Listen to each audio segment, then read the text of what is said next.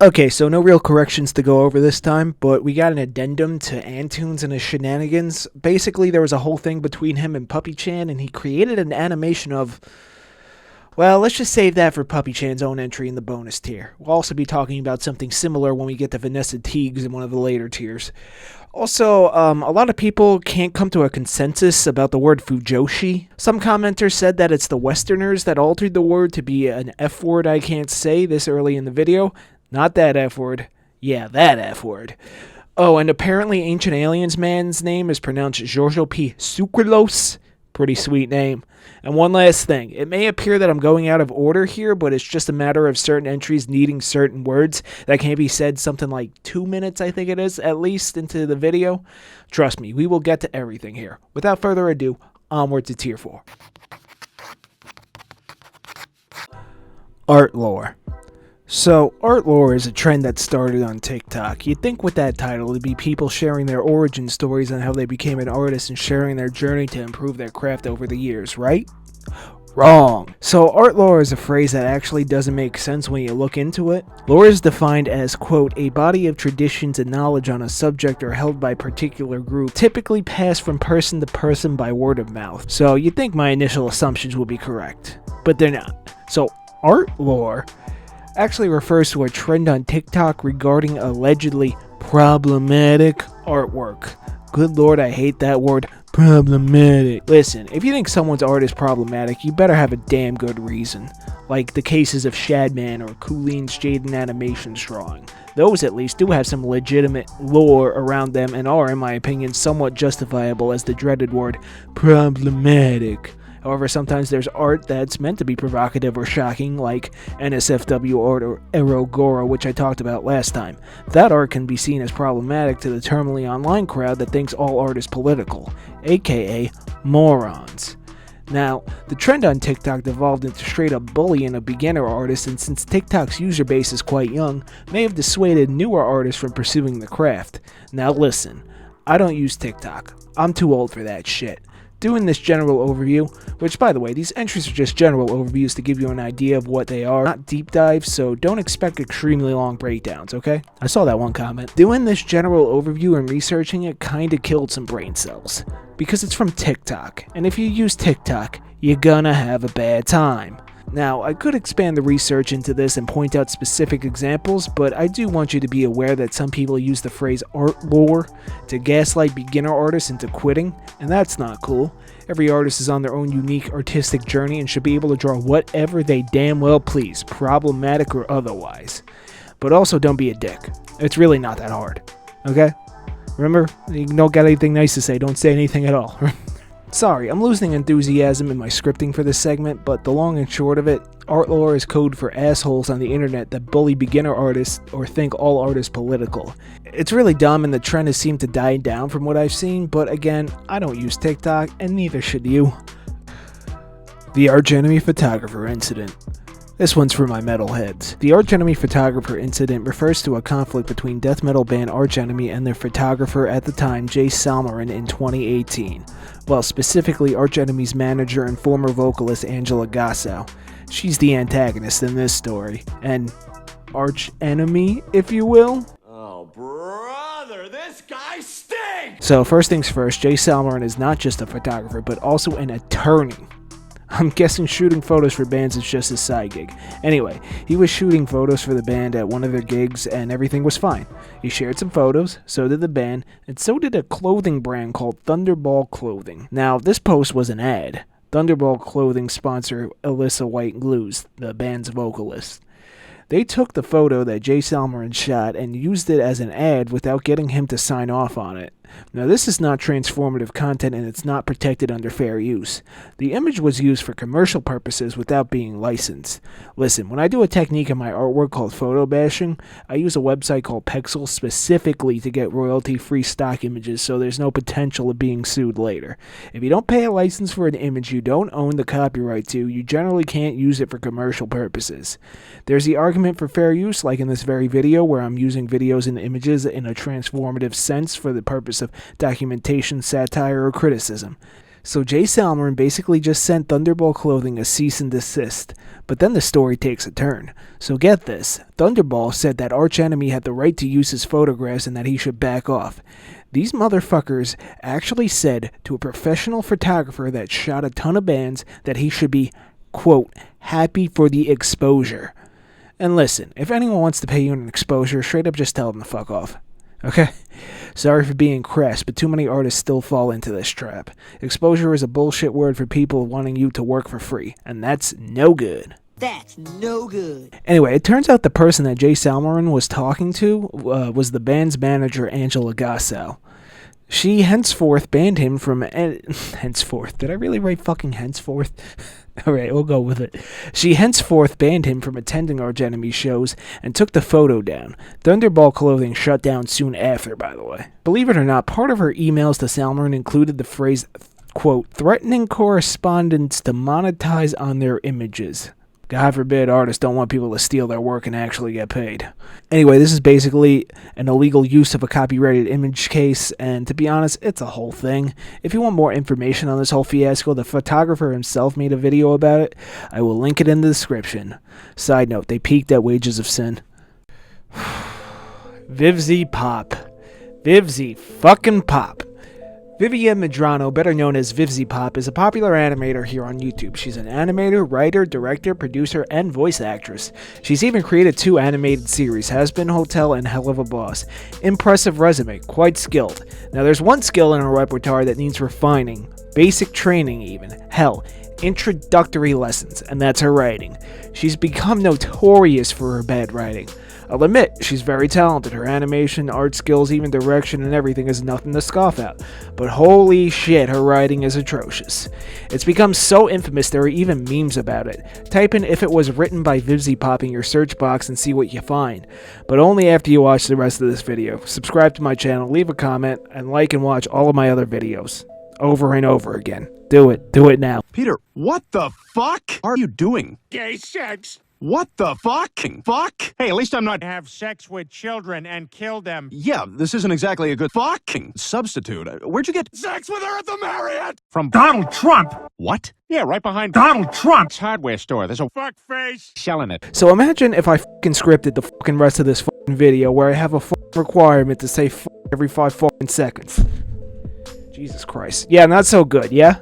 Also, I think I just got demonetized, so smash like and subscribe. Also, sex jokes can work on occasion, but no one likes that guy that makes literally everything sexual. Sex. I'll have sex with you if you have sex with me. Sex, sexual reproduction, sex hotels. So yeah, not the best writer, but as I researched this entry, since I only have surface level knowledge of this person beforehand, I encountered a rabbit hole. So we gotta talk a little bit about politics.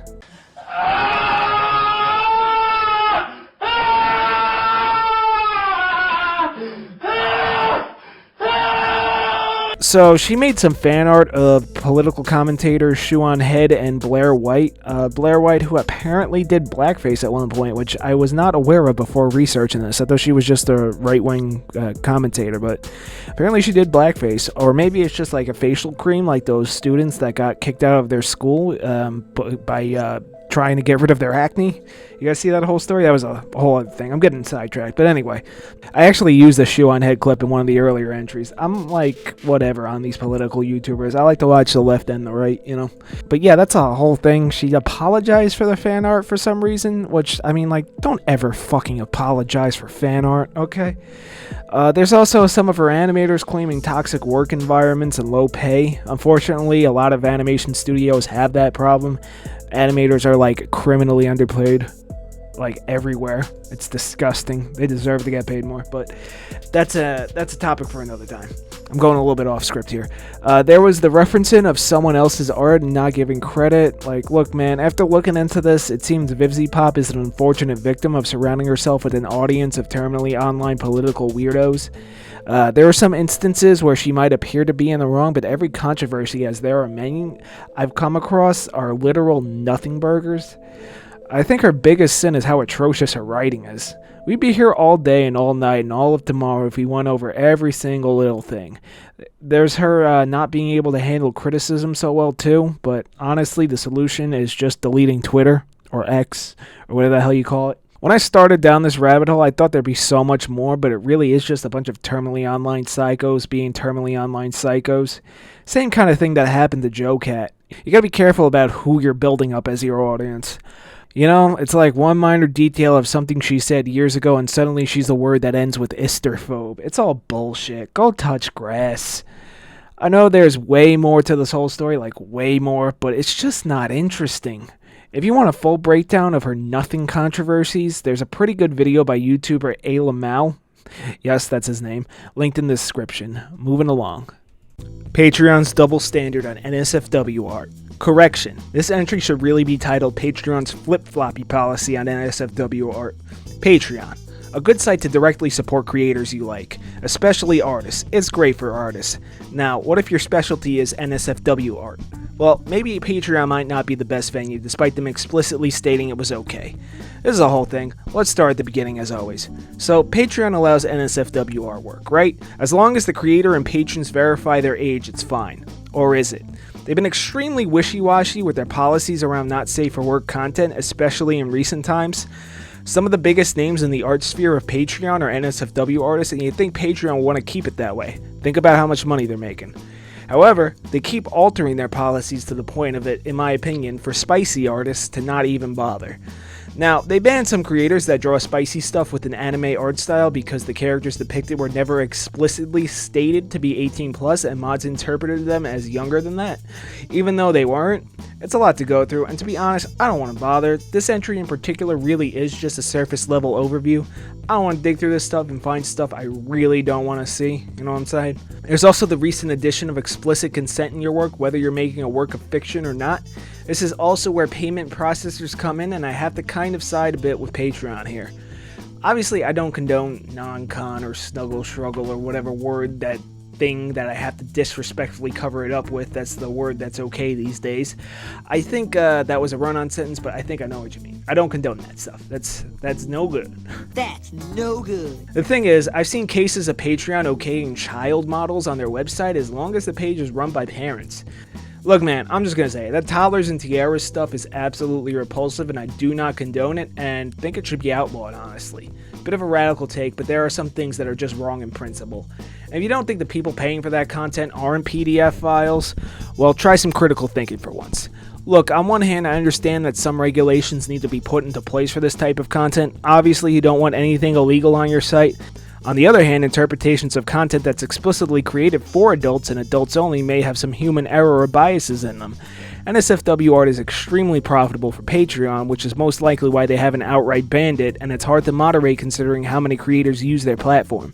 So I can kinda understand both parties here, the NSFW artists that may be having their works misinterpreted, but also Patreon who needs to keep their business afloat by banning certain content to keep the payment processors happy. You can actually read through the TOS and read about all the depraved shit they had to purge from their platform. Imagine being the guy who wrote this up and having to write, quote, "Permitted are animated depictions of sexual activities between anthropomorphic characters such as furries." That's one rough day at the office. This situation is messy, to say the least. If you want to draw spicy art, you know, nothing against spicy artists, I'd recommend OF. Yes, there are actual artists on OF, not just adult stars. Anyway, questions for the comments. Would you guys support me on Patreon? I've toyed with the idea, but never really committed. Moving on. Performance art. Performance art definitely fills in the weird in the title of this series. So as the name implies, performance art is art expressed through performance. Duh. Based on my research, the emergence of performance art is accredited as an offshoot of the Dadaist movement led by artist Tristan Tzara. Dadaism is that childlike and abstract art you'd see emerge around the turn of the century, accredited to artists like Marcel Duchamp, the world's first ship poster, and Hannah Hawk, who invented the photo montage, often incorrectly referred to as a collage. So yeah, in short, it's a bunch of weirdo artists being weirdo artists. This entry can be an iceberg of its own, honestly, and might actually make for a good sequel. But before that, I should share some performance art pieces that might intrigue you, dear viewer. I mean, everyone knows about the Yoko Ono one.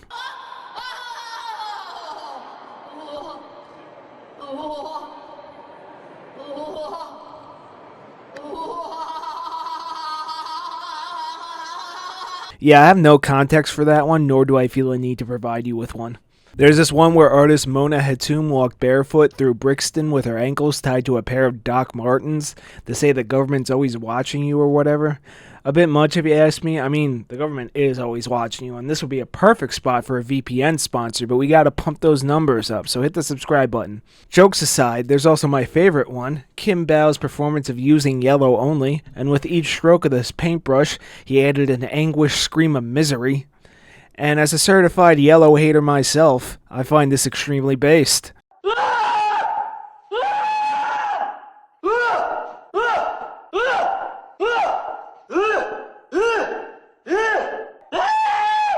There's been a more recent one that you may have come across if you watch any of those horror/internet mystery YouTubers, and that's Sitting and Smiling. This guy live streams himself sitting and smiling, as the name implies, for like 4 hours, and that's it. That's all he does. As of writing this script, I'm not sure if he still does it, but he's got to be up in the hundreds of streams by now.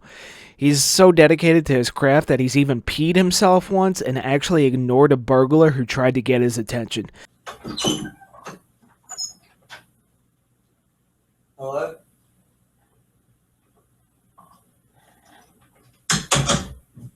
Imagine being the robber to find this guy doing this and have him not respond at all. I think the burglar was more scared of him than he was of the burglar. Now, I can't talk about performance art without bringing up most likely the biggest name in the genre, Marina Abramovich. Oh my god, this is an enormous topic to cover. YouTuber Blind Dweller made a docu-series about her, so if you want the full story, just watch that, link in the description. But there is one particular infamous piece of performance art she created, Rhythm Zero. In Rhythm Zero, Abramovich laid out 72 items, including scissors and a gun, and let the audience do whatever they wanted to her over the course of 6 hours. The performance was actually cut short when the crowd got too aggressive, doing things like cutting into her skin and tearing her clothes. It stands as one of the darkest entries in the history of performance art.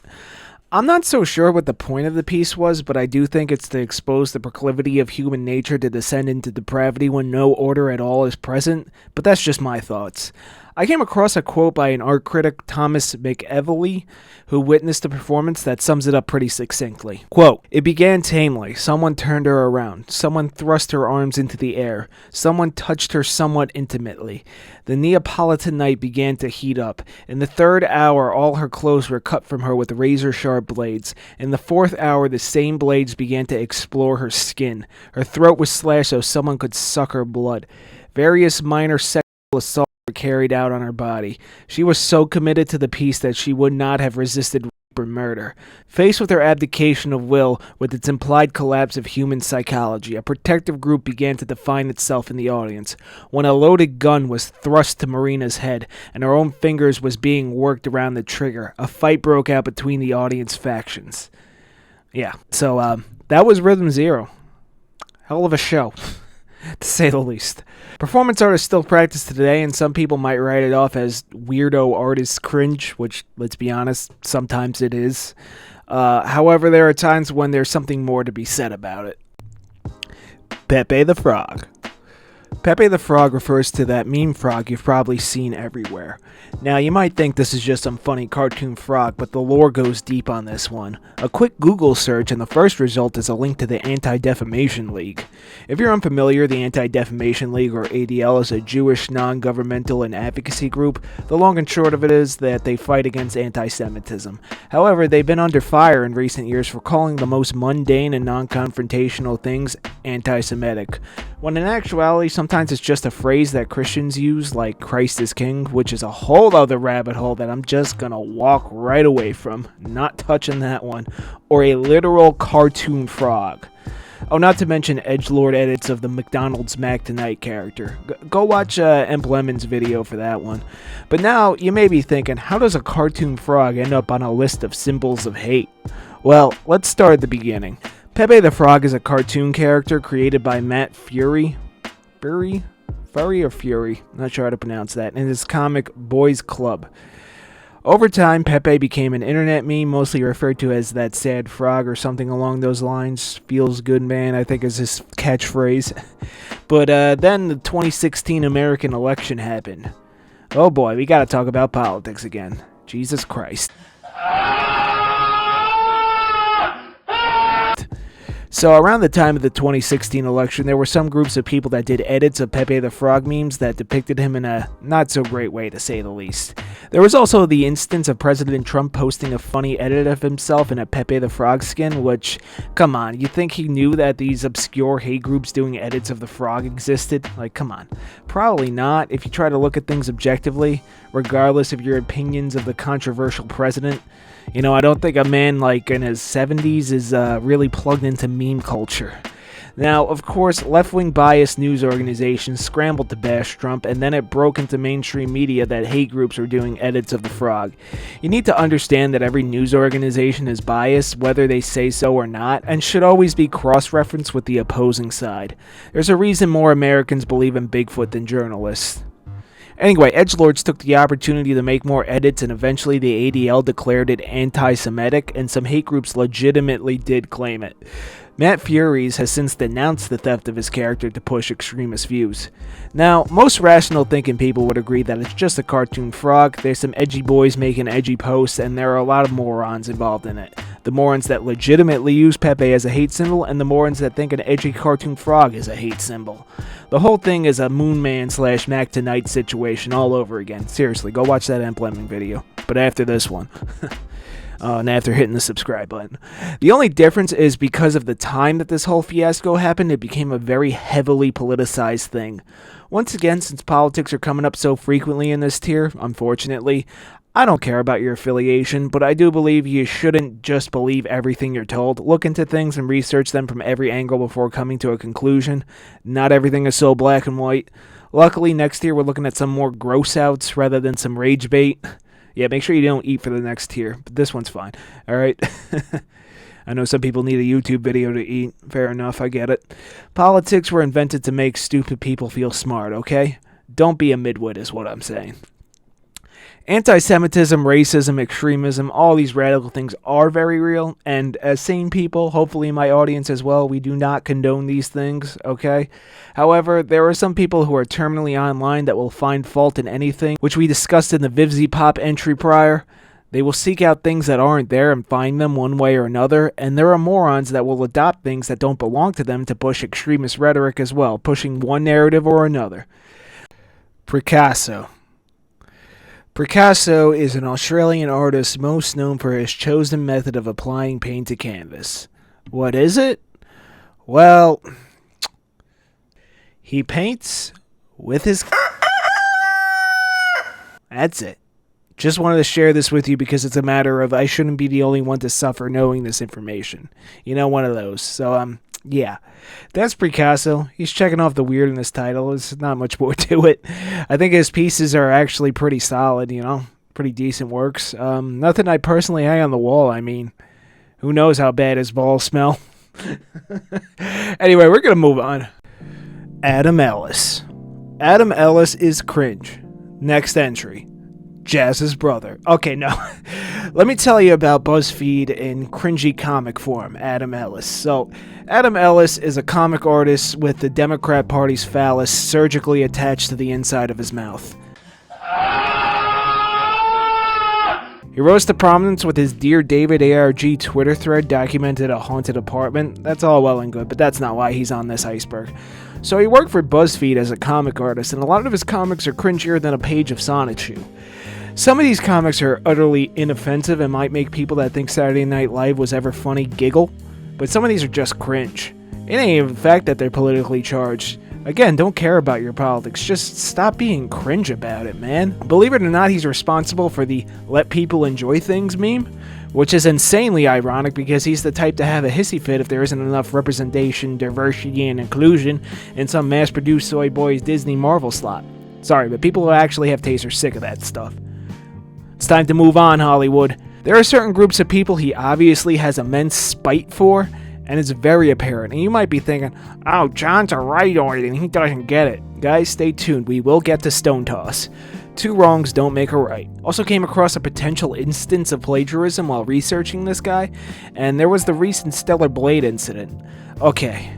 Let me summarize this as fast as possible, and I'm leaving a lot too. It's a whole fucking thing. Alright, short version, the devs of the game said there'd be no censorship for this game because Sony's been known to censor the hell out of their games these days, and they ended up altering one of the characters' outfits after the game came out. So, they also censored some of the blood and gore, by the way, which a lot of people haven't mentioned. They did censor that too, in an M-rated game. Adam Ellis made a super cringe dumb comic and everyone disliked that.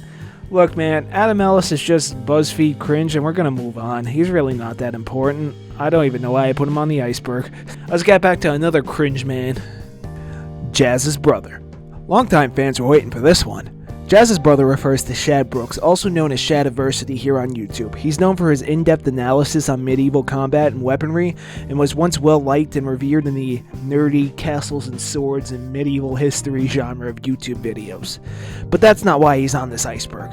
Shad, whose brother is Jazza, probably the most famous art YouTuber, made a video one day.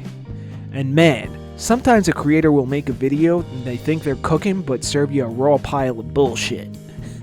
The video in question was, of course, a love letter to AI art. So, Shad did a video breaking down his process of integrating AI into his art workflow. He proclaimed that AI enhanced his drawings when in actuality it completely destroyed any concept of artistry and style and spat out shiny, hyper-realistic, homogenized garbage.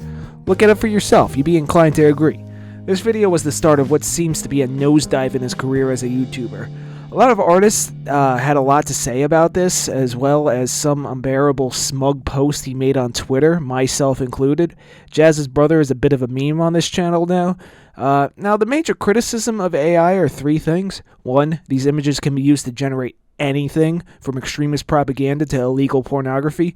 A serious problem, and one that should have more people concerned. You can usually tell when it's AI, but sometimes you can't. 2. These AI models are trained on images that the creators of these databases do not have the copyrights to. That's why when the AI art boom from a little while back happened, you saw a weird amalgamation of signatures in a lot of them. And 3, the one that Shad is guilty of, AI art bros are extremely pretentious snobs with superiority complexes that think they're fucking Michelangelo because they AI generated hentai with weird proportions. I will literally insert part of my dramatic reading of one of Jazza's brother's tweets here to show you what I mean. But I'm very happy with the results. Now, I'm not saying that this image is flawless, not at all. Indeed, I think if a more talented artist knew how to use AI tools, they could make a far better AI image than me, because that's the key. Making the best and most complex and specific AI art requires artistic ability. That's a run-on sentence, bro.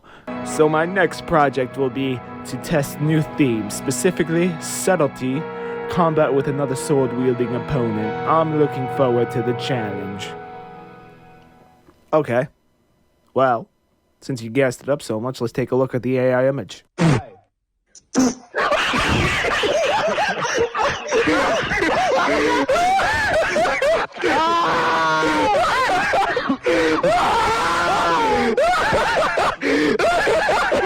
Yeah. So there's also that one infamous clip of Jazza's brother telling Jazza that his work is on a professional level and Jazza being the nicest guy about it. We're just addressing each other's good. Easily at a professional standard. Yes. People have commissioned me. It's agreed. just I haven't chosen But to can I use say it. though, There are a lot of people who are at a professional standard who can't work as an artist. Yeah, but we're talking about skill, not, wanting to work. Yeah, I know, at it. but like, Joss, you need to be very honest. if you were to about get, my if level I'm as going an to be artist. very honest, I love you. I'd say appointing artist. Well, no, because then you should get a point last. We have our strengths and weaknesses, and you know what my strengths are in artistry, and I'm easily at a professional standard. I would be willing to give you 2 points in writer. I'll put it that way. Art easily is on 2 points. I'm at a professional standard, and you know that. You're respectfully disagree. Your strengths are expression, easily expression and colour. We don't need. But my strengths are anatomy and character. Absolutely, you're a skilled artist. That's good. Now, there's also been some decline in Shad's content aside from the AI travesty. Oh, should also note he made an entire dedicated channel to his AI art, but that's for another time maybe. There was also some controversy when regular viewers discovered he had a channel called Night's Watch with political commentary with conservative leanings. Now, I don't care about that, and neither should you. Politics are politics. Whatever, man. Believe in what you want. But some of his more liberal-leaning viewers were angry about it. There's also been a general decline in his content to the point that he even made a "YouTube is killing my channel, mate" video, and yeah. No, Shad. Your content just hasn't been as good as it was in the past, and the AI video really rubbed people the wrong way. Now, to be perfectly honest, I don't think Shad's a bad guy or anything. Honestly, I like Shad, but I just really have a problem with his stance on AI, as do many artists. There's also his book that has a lot of R-word in it based on reviews I've seen. I mean, I haven't read it myself, so I can't fully corroborate this, but a lot of the reviews say, like, whoa, there's a lot of R-word in this book. You know which R-word I'm talking about. But that's for another time. And he was in a big feud with another medieval nerd channel that happened a while back. These shenanigans are what's killing his channel. But referring to him as Jazza's brother will be an eternal meme on this channel. This is definitely the last time I talk about Shad on the channel forever. Maybe. Moving on. Christ and Piss/Virgin Mary and Poo. This entry refers to two controversial art pieces that were created with the intent to offend Christians. Just some cringelord artists being cringelords. You know, really safe, edgy energy. Anyway, the first one, Christ and Piss, refers to an art piece of a crucifix submerged in urine. Real edgy, bro. This was created by artist Andre Serrano. His intent was to criticize the commercialization of religious symbols, not to commit blasphemy and say some cringe shit like, "Lamau, Christian's bad, I'm so edgy, my favorite game is Shadow the Hedgehog." Sorry I'm taking the piss out of this one, pun intended, but come on. It was intended to offend, and it did, and it's honestly kind of a cool looking photo. Like, the photo actually looks pretty cool. Very red. Might want to get that checked out. Anyway, the other piece, which I'm gonna have to censor, Chris O'Feely's The Holy Virgin Mary, is a painting made with elephant dung. When the piece was revealed in 1999, New York mayor at the time, Rudy Giuliani, was hypercritical of it, calling it, quote, sick stuff. Funnily enough, he'd have shit painting his head a number of years later. Like, dude, what hair is there to dye anymore? Why, bro? Like, what the fuck? He actually threatened to stop funding the Brooklyn Museum, which displayed it at the time. Didn't work, though. The painting was actually vandalized at one point, like those insufferable climate people, except this was a cringe protest coming from the other side of the political aisle. Don't vandalize paintings, dude. Like, nobody cares, man. Just let people enjoy art regardless of the political connotations, man. Jokes aside, O'Feely said elephant dung was beautiful or something. Who cares? He was obviously just trying to get a rise out of people, like Marcel Duchamp's infamous first shitpost, except this one really was a shitpost. Edgelord shit, you know. And it sold for $4.5 million? You are literally putting shit on your wall, dude. Anyway, some real edgy shit, but let's take a look at something even more edgy. Depictions of the Prophet Muhammad. Muhammad is the prophet of the religion of Islam. Much like other religious figures like Jesus Christ, there were some edgelord artists that made funny drawings of him. Now, personally, for this entry, I'm actually not going to show any art of him. And you might be thinking, why bend the knee, bro? I actually think it might go against YouTube's TOS and be qualified as a hate crime. Personally, that clarification of crime is kind of dumb. Most crimes are hateful, but that's besides the point. I also spelled it wrong, apparently. It's spelled Muhammad, apparently. Sorry about that. So, I'm not familiar with Islam, but based on my research in the Quran, which is the holy text of the religion, it's not actually explicitly stated that visual depictions are prohibited. So, once again, I'm not super familiar with Islam, but two major sects seem to be Sunni and Shia. It appears that Sunni prohibit it entirely, but Shia is mostly okay with it. Islam is a major deep dive for me, and I'd like to finish this video at some point. But yeah, for the most part, many branches of Islam discourage or outright prohibit depictions of the Prophet Muhammad. If you are a Muslim watching this video and would like to elaborate further, please feel free to correct me in the comment section and give more context. I would like to read that, actually. There are some edgy artists out there drawing him in a not-so-good way, you know? Edgelords are gonna edgelord, you know? I mean, I guess the word edge means something different now, but you know what I mean. There is one infamous incident, though, of a French satirical magazine, Charlie Hebdo, publishing a cartoon of the Prophet. So on January 7, 2015, two brothers, Islamic extremists who don't deserve to be named, number 1 and 2, came into the building with guns and killed 12 people and injured 11 others. Al-Qaeda, an Islamic extremist terrorist group, cited an offensive cartoon of the Prophet Muhammad as a motive. The two were later taken down by police 2 days later. There was actually another related terror attack that took place in Paris on the 9th in a supermarket, where another scumbag who doesn't deserve to be named took hostages and killed 4 people before also being killed by the police. Now remember, these people are extremists and took their beliefs too far. Imagine that, getting killed for drawing a cartoon. I mean, sure, it's offensive, but really? You're gonna kill people over cartoons? Cartoons! Anyway, onto a funnier and more lighthearted entry. A little bit gross, too. JelloApocalypse fart stuff. JelloApocalypse is a YouTube animator that I actually talked about on the channel in the past in my localizers video. He's currently known for making one of the worst localizations in anime history for the new dub of anime rom-com classic Lovely Complex. He also proclaimed that he fixed the show by making it cancer and is a tall women hater. Listen, being cringe is fine and all, but tall women slander will not be tolerated in this community. Damn, I got a little too heated there. I like tall chicks, okay? Should also add an aside before I get to the real meat and potatoes of this entry. He had a series of animations on his channel called So This Is Basically, where he would break down pieces of media to their fundamentals, and did one on Tumblr. He has since posted an apology on the video that's longer than the average AI bro's justification for using stolen images to generate poorly rendered Gooner material, and honestly, I just find that fucking hilarious.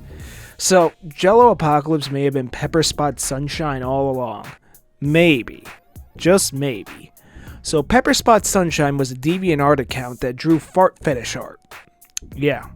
Now, I don't really give a shit if people have weird fetishes, nor do I care. Whatever, as long as it's not illegal.